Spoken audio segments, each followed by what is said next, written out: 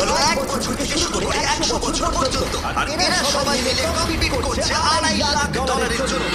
প্রত্যেকে নিজের কিউবে চলে যাও। আর এটা আমার অন্য ভিডিওগুলোর মতো নয়। এই 100 জন মানুষ নিজেরা ডিসাইড করতে চলেছে কে $2.5 লাখ ডিজার্ভ করছে। প্রত্যেকে নিজের কিউবের ভেতরে যাও। এই চ্যালেঞ্জটা অফিশিয়ালি শুরু হলো। যদি তোমরা এই চ্যালেঞ্জটাকে ছাড়তে চাও তাহলে এই রেড লাইনটাকে টাচ করবে, তাহলে তোমরা এলিমিনেটেড হয়ে যাবে। কতক্ষণ থাকতে পারবেন এই চ্যালেঞ্জে মনে হচ্ছে? দেখি 1 বছরের কম্পিটিটর কি করছে। তুমি কি টাকাটাকে জিততে চাও?